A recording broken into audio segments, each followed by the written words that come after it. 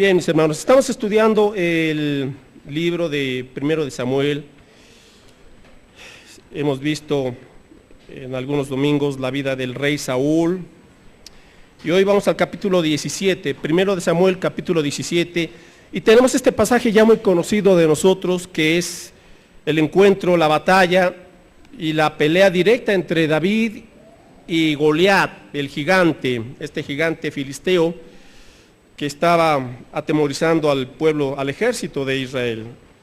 Primero de Samuel 17, sígame con su vista por favor, solamente los primeros 11 versículos. Primero de Samuel 17, verso 1 en adelante, dice así la escritura: los filisteos juntaron sus ejércitos para la guerra y se congregaron en Soco, que es de Judá, y acamparon entre Soco y Aseca en Efes Damim.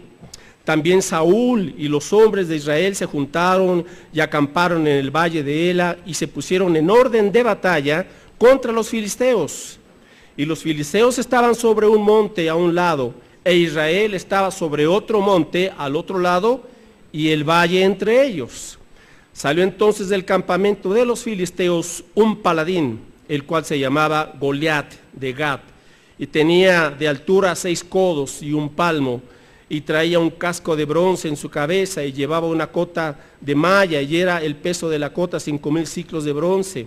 Sobre sus piernas traía grebas de bronce y jabalina de bronce entre sus hombros.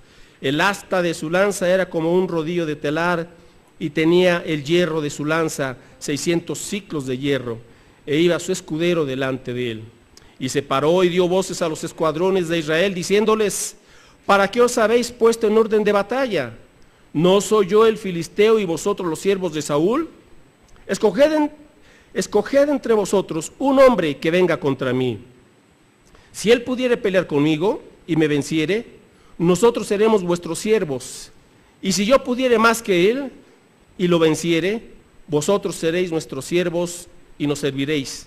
Y añadió el filisteo: hoy yo he desafiado al campamento de Israel, dadme un hombre que pelee conmigo. Oyendo Saúl y todo Israel estas palabras del filisteo, se turbaron y tuvieron gran miedo. Oramos. Padre, gracias por tu palabra.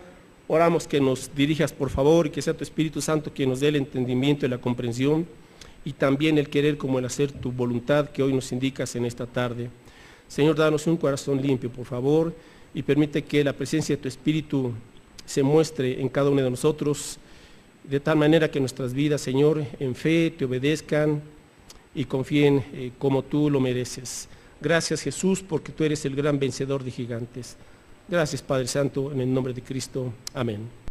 Bueno, el título de este mensaje, hermanos, no es David contra el Goliat, es Jesucristo, el gran vencedor de gigantes. Jesucristo, el gran vencedor de gigantes. Yo quiero compartirles 7 lecciones que vamos a aprender acerca de esta victoria que tuvo David sobre Goliat. Aunque quiero darle ahora un enfoque, mis hermanos, diferente. Normalmente decimos ustedes como David, usted tiene que actuar como David, pero hoy quiero darle otro enfoque y pensar mejor en que David representa a Jesucristo, Y voy a leerle rapidito estas 7 lecciones y luego las explicaré. Número 1, si quiere anotarlas porque vamos rápido: la carne no puede vencer a los máximos gigantes del ser humano. La carne no puede vencer a los máximos gigantes del ser humano. Número 2, Jesús es David en esta historia. Número 3, los israelitas necesitaban un sustituto. Número 4, Jesús enfrentó a los máximos gigantes y los venció, es decir, al pecado, a la muerte y a Satanás. Número 5, la victoria de Jesús nos habilita para ganarle a los otros gigantes del mundo. Y número 6, ningún gigante es más grande que Jesús. Y número 7, el gigante cae por la obra de Jesús. Vamos a desarrollar estos puntos. Número 1, la carne no puede vencer a los máximos gigantes del ser humano.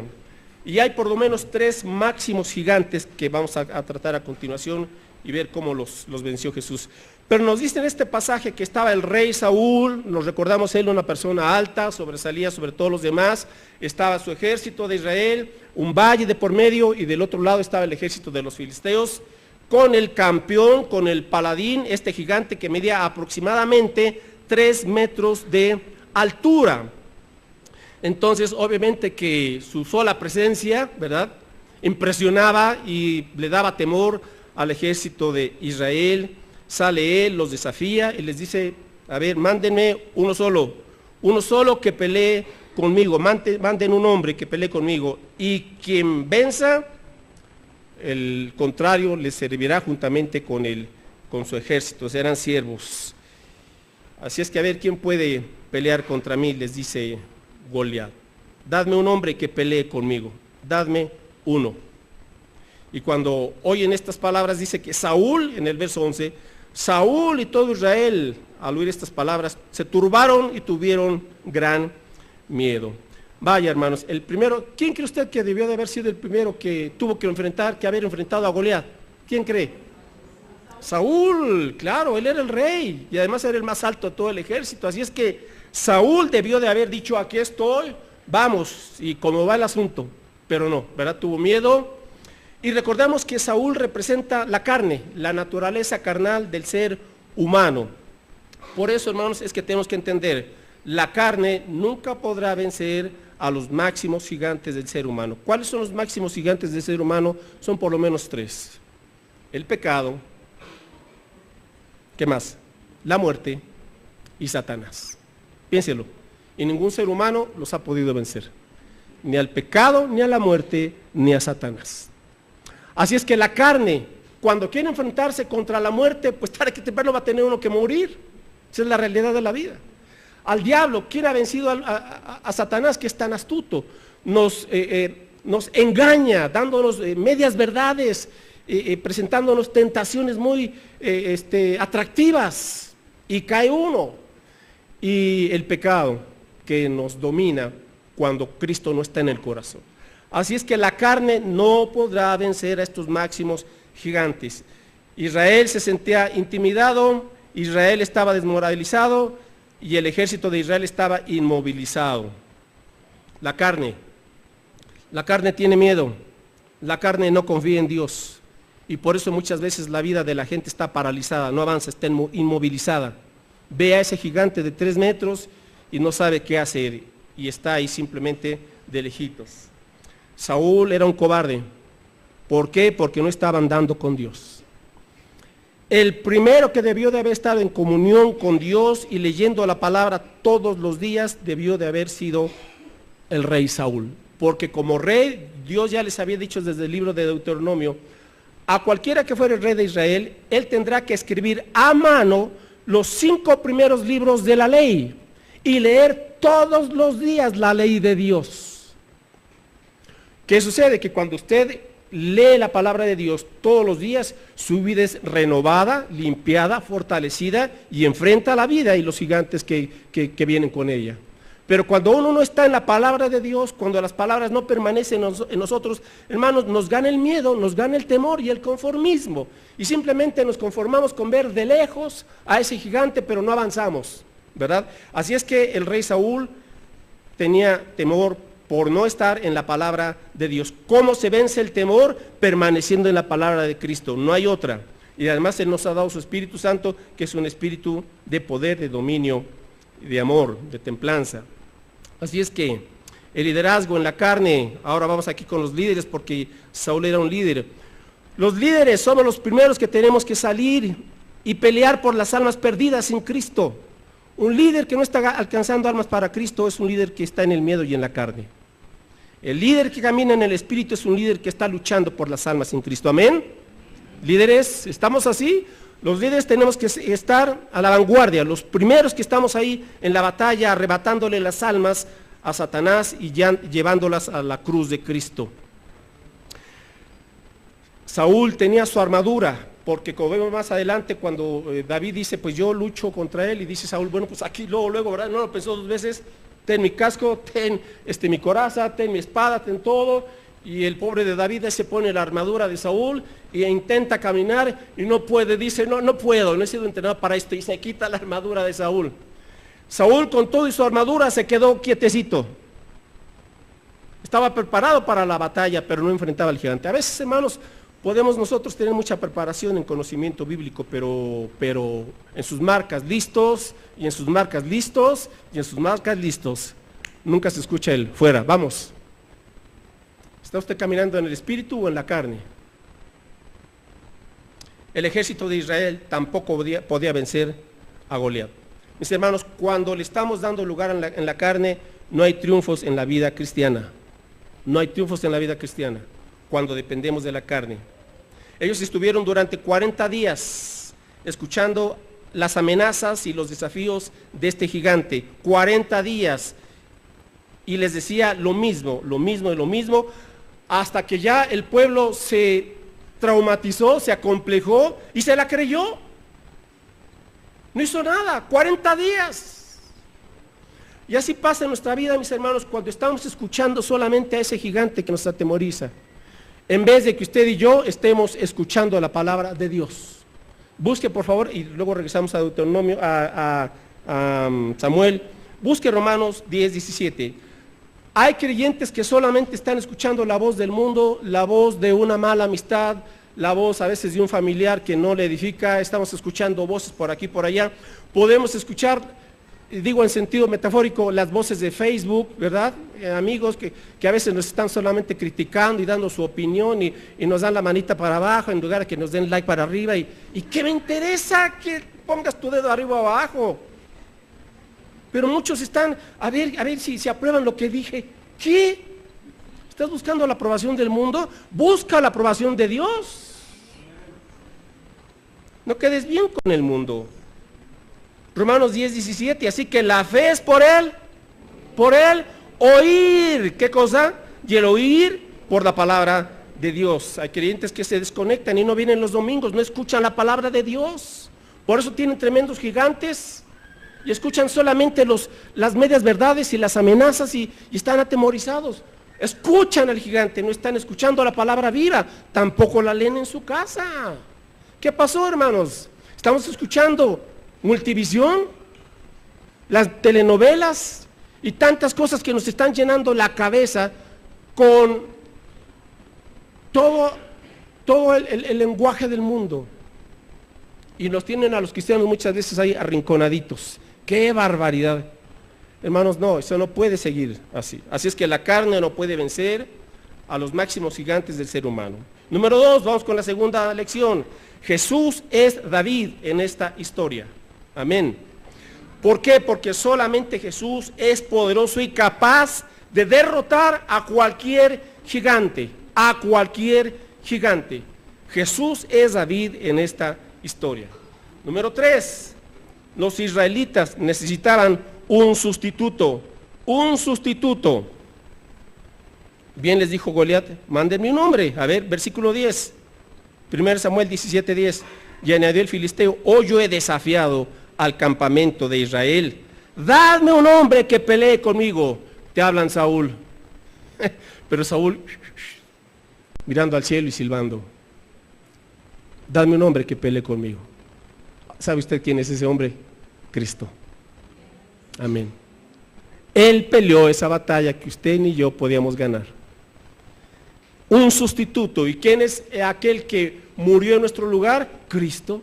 Él es el único sustituto perfecto que fue a la cruz del Calvario, murió atravesado con sus manos y sus pies y una lanza en el costado, derramó toda su sangre para perdonarnos y limpiarnos. Él fue nuestro sustituto. Quien debió de haber estado en esa cruz era usted y era yo. Dadme un hombre que pelee conmigo. Y el Padre lo envió a Cristo Jesús. Él fue nuestro sustituto. Ahora, como David era un joven y en cierto sentido era débil, y le dice Saúl a David, pues tú eres joven, eres un chamaco, y aquel desde su juventud es un peleador y mira también su estatura. Débil, David, un joven débil. Cristo se hizo débil porque tomó la forma de un ser humano. Sufrió, padeció, estuvo limitado en muchas cosas como un ser humano. Aunque nunca pecó, fue perfecto.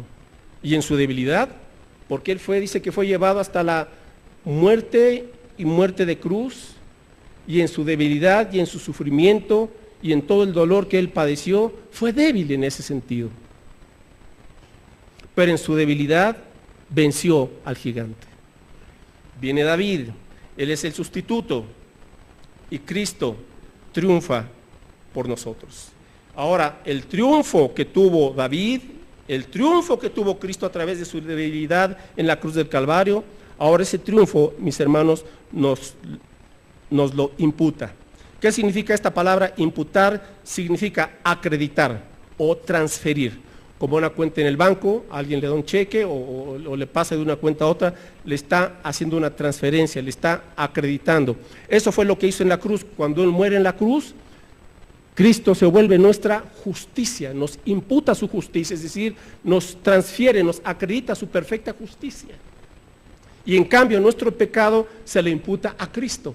Él carga nuestra maldad y hay un intercambio en la cruz del Calvario. Busque Romanos 5:18, por favor. Es importantísimo que entendamos la obra terminada de Cristo Jesús, porque si usted entiende esta obra terminada y la cree, ahí está la clave de la victoria. Por eso muchos cristianos no tienen victoria, porque no han entendido lo que abarca y el poder de la obra terminada de Cristo Jesús. Romanos 5:18, aquí nos dice el apóstol Pablo, en este capítulo lo siguiente, Romanos 5:18.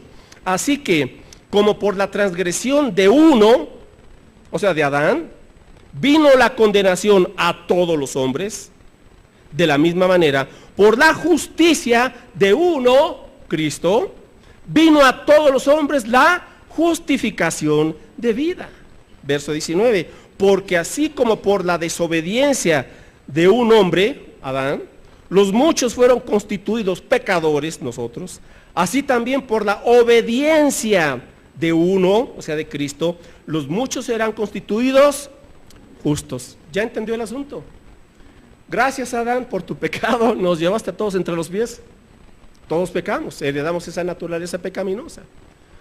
Por la desobediencia de uno.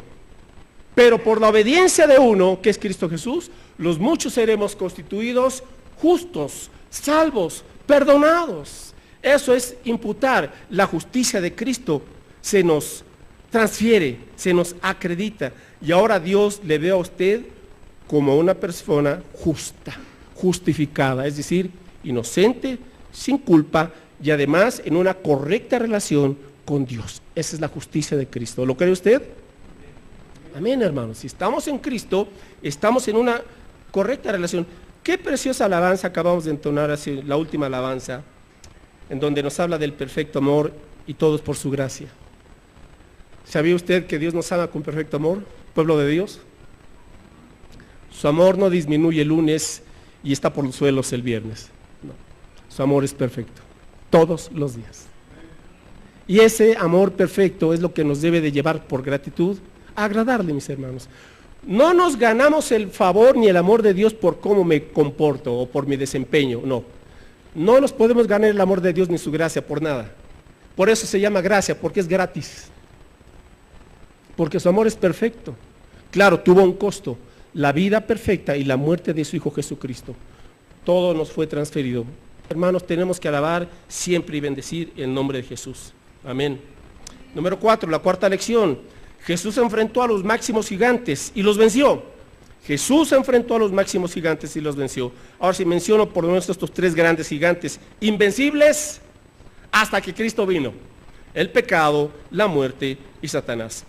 Con la vida misma de Cristo, Él venció. Número 1, al primer gigante, el pecado. Ese gigante llamado pecado fue vencido por Cristo Jesús. ¿Cómo le venció Jesús? Viviendo una vida impecable, perfecta, y aunque sufrió, nunca pecó. Juan 8:29 dice Jesús, yo hago siempre lo que le agrada al Padre. O sea, la obediencia perfecta de Cristo nos fue acreditada, pero con su obediencia perfecta venció el pecado. Jesús le dijo a los fariseos y a los que lo estaban confrontando, ¿quién de ustedes me redarguye de pecado? Dígame uno, mencióneme un solo pecado que yo haya cometido. Y todos, gracias, todos se quedaron callados. No hubo nadie que tuviera algo que señalarle, ni una mancha, ni una mala palabra. Busque 1 de Pedro 2:21. 1 de Pedro 2:21, aquí nos dice acerca del testimonio de Jesús, su vida. 1 de Pedro 2:21 dice aquí, pues para esto fuisteis llamados, porque también Cristo padeció por nosotros, dejándonos ejemplo, para que sigáis sus pisadas, el cual no hizo pecado, ni se halló engaño. ¿Ya lo vio? El cual no hizo pecado, ni se halló engaño en su boca. Quien cuando le maldecían, no respondía con maldición, cuando padecía, sino encomendaba la causa al que juzga justamente. Bueno, hermanos, ¿cuánto aprender del Señor? Lo maldecían y Él no devolvía maldición por maldición. Quien llevó Él mismo nuestros pecados en su cuerpo sobre el madero, para que nosotros, estando muertos a los pecados, vivamos a la justicia, y por cuya herida fuisteis sanados. Así es que el primer gigante vencido fue el pecado. Ahora, por otro lado, la muerte y la resurrección de Cristo hicieron posible que fuéramos libres, libres del pecado, libres del dominio del pecado. Sí, los cristianos seguimos luchando y batallando con el pecado todos los días, pero ya el pecado no nos domina. Ya el pecado no se ha vuelto una práctica en el que es hijo o hija de Dios. Ocasionalmente caemos, sí, pero inmediatamente, Señor, nos arrepentimos, lo confesamos, límpiame, perdóname, y Dios nos restaura y continuamos en esa comunión con Dios. Amén. ¿Es esa su experiencia? Si no es esa su experiencia, yo le animo para que venga Cristo y Él se convierta en su libertador. Número 2, Jesús venció al gigante llamado muerte, a la muerte. A la muerte la venció con su muerte. ¡Qué paradoja! ¡Qué paradoja! Un día la muerte se detendrá, un día la muerte terminará. Ahora un creyente muere físicamente, pero su espíritu y su alma van a la presencia de Dios. Y ese cuerpo que queda en la tumba de un cristiano, cuando venga Cristo, ese cuerpo será levantado y transformado y glorificado para parecerse al cuerpo de Cristo Jesús. ¿Dónde está, oh muerte, tu aguijón? ¿Dónde, oh sepulcro, tu victoria? Jesús venció a la muerte, al tercer día resucitó. Resucitó. Y el creyente tiene esa esperanza y esa confianza. Un día estaremos por toda la eternidad disfrutando de la preciosa y perfecta y maravillosa gloria de Dios. Un día estaremos con Él para siempre. Y número 3, Jesús venció al gigante llamado Satanás. Satanás. Hebreos 2:14, por favor. Este tercer gigante, que siempre se había burlado de la humanidad, blasfemado contra Dios, injurió a Cristo y atemorizó a la gente. Hebreos 2:14 dice aquí el escritor de esta carta a los hebreos: así que por cuanto los hijos participaron de carne y sangre, Él, o sea Cristo, también participó de lo mismo para destruir por medio de la muerte al que tenía el imperio de la muerte, esto es, al diablo, y librar a todos los que por el temor de la muerte estaban durante toda la vida sujetos a servidumbre. Hay gente que le tiene miedo, pavor a la muerte, le tiene miedo. Bueno, cuando venimos a Cristo, el Señor que ha vencido a Satanás y a la muerte nos da confianza y tranquilidad. Ahora, Satanás ha sido vencido. Primera de Juan 3:8. ¿Esto qué significa? Primera de Juan 3:8 dice aquí: el que practica el pecado es del diablo, porque el diablo peca desde el principio.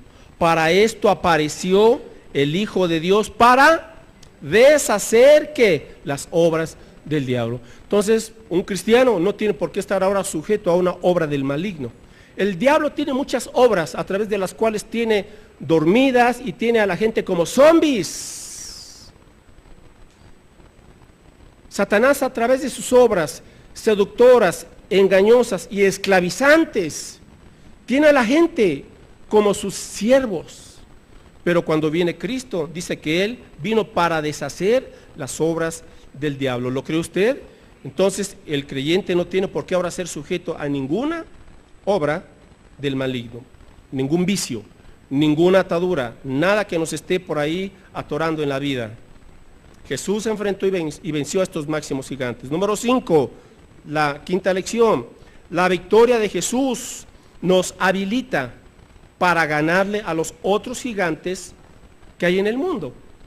La victoria de Jesús nos habilita para ganarle a los otros gigantes que hay en el mundo. Y aquí lo dijo Jesús. ¿Cuáles son los otros gigantes? Son gigantes menores, porque no se comparan con estos tres grandes gigantes. Voy a mencionarlos muy brevemente, pero Juan 16:3, Juan 16:33, Juan 16:33 dice aquí el Señor Jesús: estas cosas os he hablado para que en mí tengáis paz.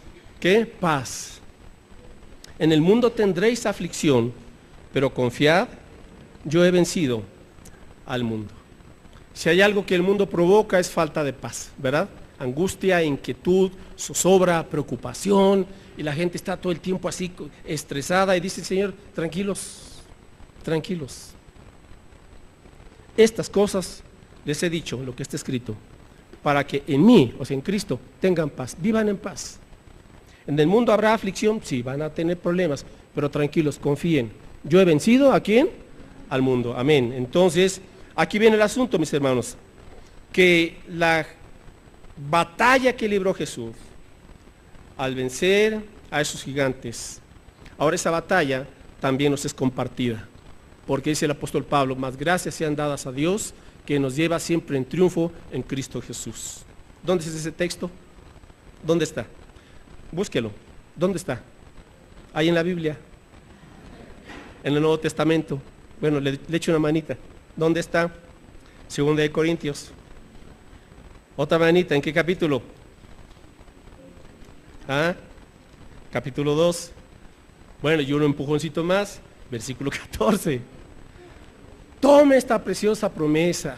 No tiene por qué usted vivir atado al gigante del fracaso y del temor. Dice aquí, ¿ya lo encontró? Segunda de Corintios 2:14. Subráyelo, ahora sí lo leemos. Mas a Dios gracias, el cual nos lleva siempre en triunfo en Cristo Jesús, y por medio de nosotros manifiesta en todo lugar el olor de su conocimiento. Amén. Gracias sean dadas a Dios, el cual nos lleva siempre en triunfo en Cristo Jesús. Entonces, la victoria de Jesús nos habilita para ganarle la batalla a los siguientes gigantes. Aquí le van algunos gigantes. El gigante del sufrimiento, para ganarle al gigante del desaliento y del desánimo. Jesús nos habilita para ganarle al gigante del fracaso. Jesús nos habilita para ganarle al gigante de la crítica. Jesús nos habilita para ganarle al gigante de las privaciones. Jesús nos habilita para ganarle al gigante del temor y de la ira. Jesús nos habilita para ganarle a ese gigante que se llama vicios, en cualquiera de sus formas.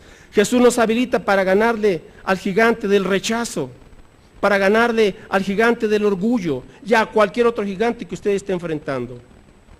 ¿Lo cree? Jesucristo es nuestro verdadero David.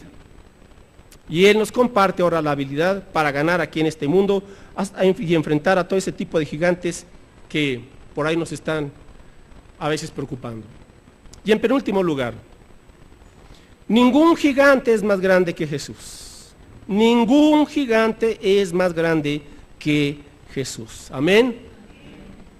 Yo no sé si usted por ahí tiene algún gigante que ya tiene un buen tiempo que le está diciendo esas palabras y le está causando a usted zozobra, preocupación, inquietud, temor, y no tiene paz y le ha robado el gozo. Ahí está su gigante. Usted se levanta y en la mañana lo primero que piensa es en ese Goliat. Ahí está.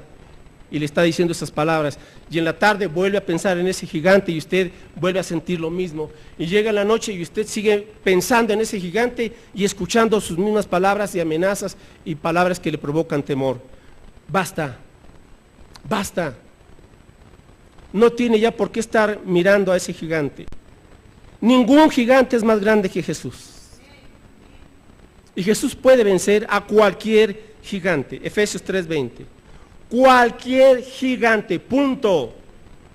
No le crea al diablo esa mentira de que Jesús no es suficiente. No, Jesús es más que suficiente y su palabra es más que suficiente para ayudarnos y hacernos vencedores a los cristianos. Debemos de creerle a Dios. Efesios 3:20 dice aquí esta preciosa promesa. Y a aquel que es poderoso para hacer todas las cosas mucho más abundantemente de lo que pedimos o entendemos, según el poder que actúa en nosotros. Es su poder vencedor, el poder de la resurrección, es el poder de su Espíritu Santo. El cristiano tiene todas las armas espirituales para ser un vencedor en esta vida. No se conforme con el fracaso. Deje de temerle al fracaso. Enfréntelo. Usted está con Jesús. Él ya venció y Jesús quiere que usted sea un vencedor también como Él. Y aquel que es poderoso para hacer las cosas mucho más abundantemente de lo que pedimos o entendemos. A veces, mis hermanos, nuestra mente nos limita a muchas cosas. No queremos salir de cierta zona porque ¿qué tal si me equivoco? ¿Y qué tal si me critican? ¿Y qué tal si fallo? ¿Y qué tal si fracaso?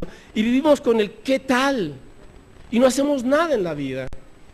Es tiempo de que entendamos, Señor, nada ni nadie puede contra ti. Y finalmente, el gigante cae por la obra de Jesús. El gigante cae por la obra de Jesús. Ahora escuche bien, verso 40. 1 Samuel 17:40. 1 Samuel 17:40. Dice que David tomó su cayado en su mano y escogió 5 piedras lisas del arroyo y las puso en el saco pastoril, en el zurrón que traía, y tomó su honda en su mano y se fue hacia el filisteo. Que este versículo 40 se aplica a Jesucristo. Él fue el que recogió las piedras. Jesús recoge las piedras. Jesús apunta al gigante. Jesús corre hacia el gigante. Jesús toma la honda y le lanza la piedra al gigante. Es Jesús. Y el gigante cae por la obra de Jesús. No por su esfuerzo de usted, por la obra de Jesús. Amén. Hay que creer todo esto, hermanos. Somos llamados a seguir el liderazgo de Jesús y a alinearnos, seguir a nuestro David.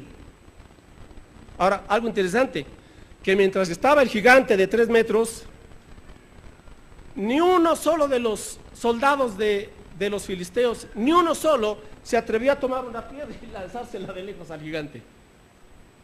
Ni uno solo le lanzó una flecha, ni uno solo le lanzó la espada, ni uno solo hizo nada. Esta es la obra de la salvación. Usted no ha hecho nada para obtener la salvación. Amén.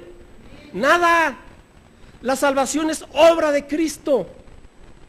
Él vivió de manera perfecta. Él cumplió toda la ley y agradó al Padre. Él llevó la ira justa de Dios en la cruz del Calvario. Él derramó su sangre preciosa. Él nos limpió, nos lavó, murió y resucitó. Todo fue obra de Cristo. Usted solamente tuvo que venir ante la cruz del Calvario en humildad y decirle: Dios, perdona mis pecados. Me arrepiento, Señor, dame tu salvación preciosa. Eso fue todo. No por obras para que nadie se gloríe. Por eso la salvación no se puede perder, porque no es obra de usted, fue un regalo de Dios. Amén. Amén, hermanos. Nadie hizo nada para obtener la salvación. Por eso la religión falsa siempre le dirá: haz esto, pórtate bien, cumple tales sacramentos, haz mandas, haz juramentos para que Dios te perdone y para que Dios te dé la salvación. Mentira, eso no está en la Biblia. Esto es religiosidad. El hombre no puede hacer nada para obtener la salvación, sino solamente venir humilde delante de Dios. Señor, perdóname. Ya hubo alguien que lo pagó todo en la cruz. Por eso Cristo dijo en la cruz del Calvario sus últimas palabras: consumado es. Padre, en tus manos encomiendo mi espíritu. Consumado es. La obra de la salvación no es por obras, no es por portarse bien, no es por hacer mandas, no es por hacer promesas, no es por hacer misas, simplemente es por fe, por la obra perfecta y terminada de Cristo Jesús. ¿Lo cree? La conclusión la tenemos en los versos 51 y 52. Después de que David mata a Goliat y le corta la cabeza, hasta entonces, hasta que una vez ese gigante hubo caído, solo entonces, ve el versículo 51. Bueno, pues 50. Así venció David al filisteo con honda y piedra, e hirió al filisteo y lo mató sin tener David espada en su mano. O sea, no es por la espada de la carne, sino es por el poder del Espíritu. Amén. Verso 51. Entonces corrió David y se puso sobre el filisteo, y tomando la espada de él y sacándola de su vaina, lo acabó de matar y le cortó con ella la cabeza. Y cuando los filisteos vieron a su paladín muertos, huyeron. Los demonios, los espíritus demoníacos. Cuando Cristo venció a Satanás en la cruz del Calvario, no solamente Satanás, sino todos sus millones de ángeles caídos fueron vencidos y derrotados. Verso 52. Levantándose luego los de Israel, ahora sí, levantándose luego los de Israel y los de Judá, gritaron y siguieron a los filisteos hasta llegar al valle y hasta las puertas de Ecrón, y cayeron los heridos de los filisteos por el camino de Saraim hasta Gad y Ecrón, y volvieron los hijos de Israel de seguir tras los filisteos y saquearon su campamento. Amén, hermanos. Ahora sí, después de entender y de creer la obra terminada y poderosa de Cristo Jesús, nosotros, el ejército, ¿qué? ¡Vamos! Ahora sí, ¡vamos! Tenemos que seguir el liderazgo de Jesús. Concluyo con dos cosas. Debido a la obra terminada de Jesús y a su obra, y a su victoria, repito, debido a la obra terminada de Jesús y a su victoria sobre todo gigante, dos cosas. Número uno, deja de enfocarte en el gigante. Deja de enfocarte en el gigante. O sea, deja de vivir en la carne. Deja de seguir a Saúl, que está en ti crucificado, pero ahí está la carne. Porque Saúl es incapaz de darte la victoria. Seguimos con ese punto. Deja de enfocarte en el gigante. Es decir, deja de oír las amenazas y las mentiras del gigante que te mantienen paralizado y temeroso. Y comienza a escuchar las promesas de Dios. Amén. Lea la Biblia, por favor, todos los días. Meditarás en él de día y de noche para que guardes y hagas conforme a todo lo que en él está escrito, porque entonces harás prosperar tu camino y todo te saldrá bien. Josué 1, 8 y 9. Deje de escuchar ese gigante y escuche la voz de Dios. Y deje de mirar al gigante y ponga su mirada en Jesús. Puesto los ojos en Jesús, el autor y consumador de la fe, corramos con paciencia la carrera que nos es propuesta. Hebreos 12, 1 y 2. Ponga su mirada en Jesús, por favor. Y en segundo lugar, debido a la obra terminada de Jesús y a su victoria sobre todo gigante, sigue el liderazgo de Jesús todos los días y enfrenta a cualquier gigante, porque Él es el gran vencedor de gigantes. Amén. Pelea en su nombre la buena batalla de la fe. Dios ha prometido llevarte siempre en triunfo en Cristo Jesús. Amén.